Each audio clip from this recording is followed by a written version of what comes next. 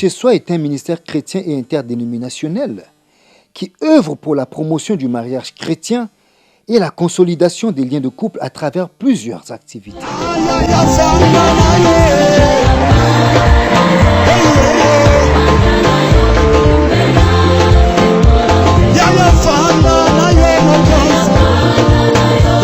Pendant des longues années, Bonheur chez soi a mené plusieurs activités en direction des couples, avec une participation qui a évolué en augmentant sans aucune existence juridique jusqu'alors. Au cours de toutes ces dernières années, dans la plus grande discrétion, Bonheur chez soi s'est construit sa marque et sa notoriété grâce à l'assistance permanente et le soutien du Seigneur Jésus-Christ, mais aussi grâce à tous les couples qui ont régulièrement répondu présent à son invitation.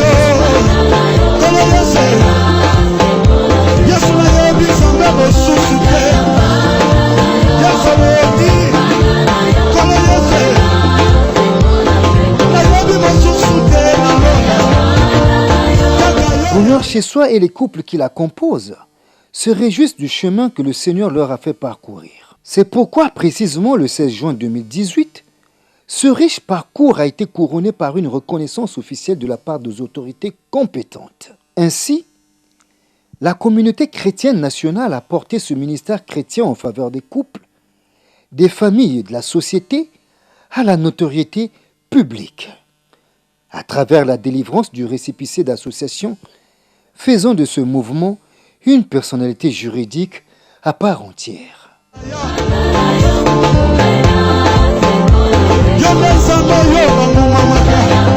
C'était l'occasion tout indiquée de préciser sous diverses formes la vision et mission de Bonheur chez soi. Un instrument de bonheur, d'évangélisation et du salut des couples. Pour commencer, si vous voyez la banderole, Bonheur chez soi, BCS, membre de RTIF. RTIF, c'est le réseau de transformation et d'intercession des familles. Et Bonheur chez soi est membre de ce réseau. Et les missions que Bonheur chez soi s'assigne, c'est faire la promotion du mariage selon la pensée divine. Encadrer les familles, encadrer les couples de manière à ce qu'elles puissent vivre le bonheur que le Seigneur a rendu accessible au travers de l'obéissance à la parole de Dieu. Former les fiancés pour la préparation d'une vie conjugale heureuse. Offrir un espace, un point d'écoute et un accompagnement efficace aux couples et familles en détresse. Une structure comme Bonheur chez soi qui naît, qui fonctionne. Dans ce cas, nous avons tous écouté les missions de cette association. Je crois que dans ce qui se fait dans le cadre de cette association, nous avons l'habitude de prendre part à certaines de leurs activités, je crois, procède justement de cette recherche d'abord de la paix. Et vous savez que le milieu le plus évident dans lequel on a besoin de la paix, surtout pour que Christ puisse véritablement s'imposer dans cette nation, c'est d'abord au sein de la famille. Mais en même temps, là on a besoin le plus d'entretenir les meilleures relations fraternelles, j'allais dire les meilleures possibles, c'est au sein de la famille.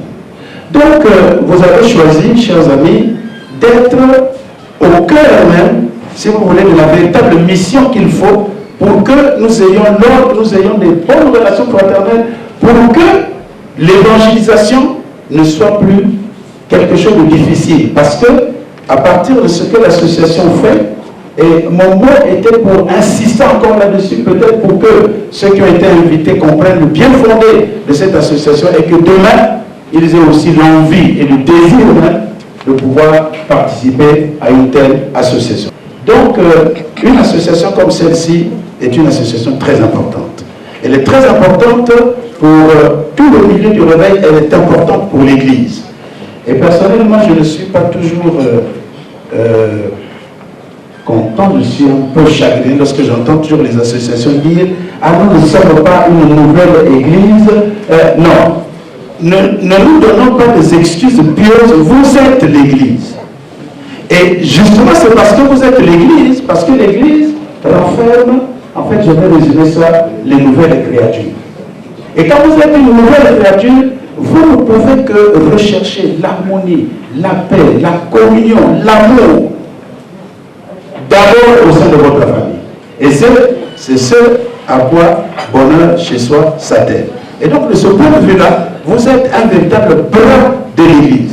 Et parce que aussi, quand l'Église fonctionne, elle oublie souvent un certain nombre de secteurs, comme les vôtres, dans lesquels vous êtes choisis, mais c'est le plus important, et qu'il faut que, parfois, nous prêchions bien l'Évangile, nous gagnons bien les âmes, mais ces choses très importantes qui font la solidité, non seulement des familles et de la nation, sont souvent oubliées. Donc, c'est pour dire que nous sommes véritablement dans la joie, en tant que Conseil supérieur des Églises de l'éveil, de savoir que vous existez, qu'une reconnaissance officielle vous a été décernée au travers donc de votre récépissé de déclaration d'association, et que maintenant vous allez pouvoir exister non plus dans l'illégitimité et dans l'illégalité. Maintenant vous êtes légal, vous êtes légitime, et c'est donc dire que Dieu vous accorde plus que jamais le droit et l'onction d'aller de l'avant dans ce que vous faites pour le bonheur de toutes nos familles. Je vous remercie.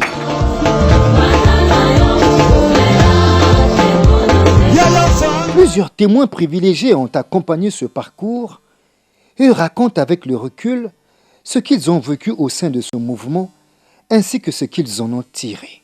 Chez soi, j'ai retrouvé la joie du couple. C'est pas parce qu'on est pasteur qu'on est forcément dans la joie avec sa femme. C'est pas vrai. Beaucoup d'entre nous sont perdants. Et ça, c'est des choses qu'on a dû faire avec bonheur sur soi. Vraiment, je vous invite à venir nous rejoindre, à participer ensemble à l'épanouissement de nos couples. Nous avions besoin de cela. Merci Seigneur. Nous croyons, et c'est ce que nous enseignons, et c'est ce que nous vivons, que le mariage, c'est d'abord une alliance. C'est l'image de cette alliance, ce n'est pas un contrat. Et nous avons martelé cela, et c'est ce que nous prions aussi ici, c'est ce que nous enseignons aussi. Lorsque ça ne marche pas, il ne faut pas claquer la porte. Comme dans une alliance, on peut toujours se confronter et se renouveler. La deuxième chose, nous croyons que le mariage chrétien, c'est en fait l'église en miniature. Le bonheur du pays dépend aussi du bonheur des foyers. Donc ce que nous extériorisons dans la société, c'est ça ce que nous vivons aussi. Ah, non, c'est le contraire plutôt. C'est ce que nous vivons dans le foyer, c'est ce que nous voulons aussi extérioriser. Et nous croyons que le couple, le mariage, c'est vraiment le salut de notre pays. En Europe, le mariage c'est vraiment banalisé. Nous sommes des chrétiens et on croit que le mariage c'est ce que Dieu avait établi d'après les normes bibliques. Alors, ce que nous avons bénéficié de ce groupe, ça nous fait 5 ans, ça fait déjà 5 ans bonheur ce soir, voilà. La première édition a eu lieu à l'hôtel Potal. Et celle-ci, donc, elle est la 5e.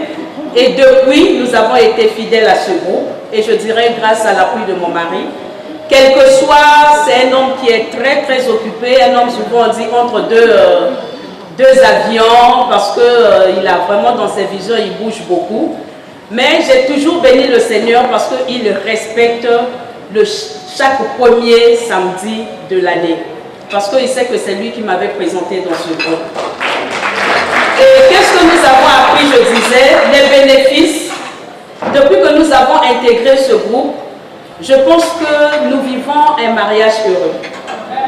Les hommes qui ne connaissent pas monsieur Kissamou réellement le prennent comme ils le savent, mais je vous assure, avec bonheur ce soir, j'ai su lier mon style de vie et notre style de vie de couple ensemble.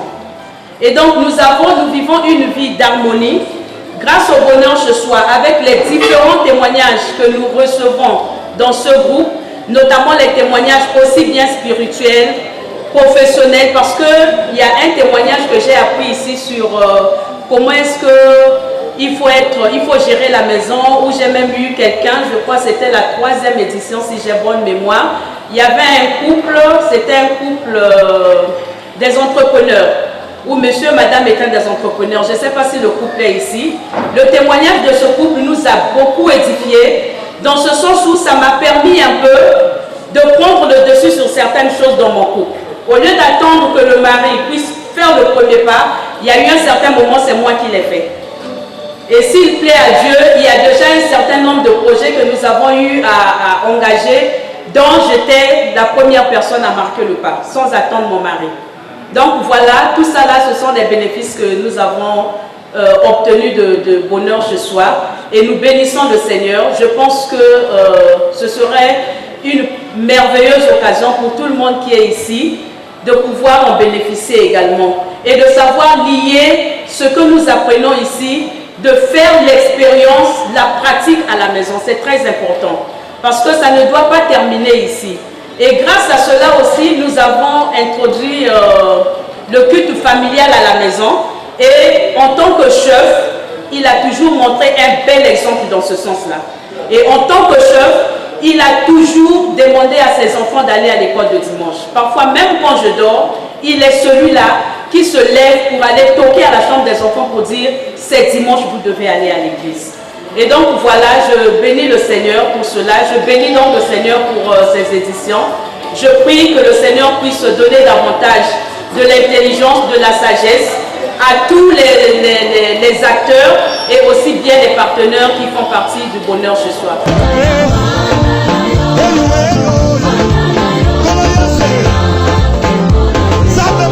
Entre autres activités tenues en 2018, pour matérialiser cette vision, il y a désormais la légendaire soirée d'action de grâce sur le thème évocateur du MM au MH, du mariage malheureux au mariage heureux. Il faut choisir de vivre le bonheur et de s'investir à le construire chaque jour. L'année 2018, comme les années d'avant, notre Dieu s'est montré fidèle à ses promesses. Il a déversé ses bénédictions au-delà de toute espérance. C'est ainsi qu'avec le psalmiste, au psaume 126, nous pouvons nous écrier quand le Seigneur a rendu son ancienne situation à Jérusalem. Nous étions comme dans un rêve. Notre bouche était pleine de rire. Nous poussions des cris de joie. Chez les autres peuples, on disait « Le Seigneur a fait beaucoup pour eux ». Oui, le Seigneur a fait beaucoup pour nous et nous sommes dans la joie. Chez soi, avec le Christ, œuvrons pour le bonheur de nos couples, nos familles et notre société.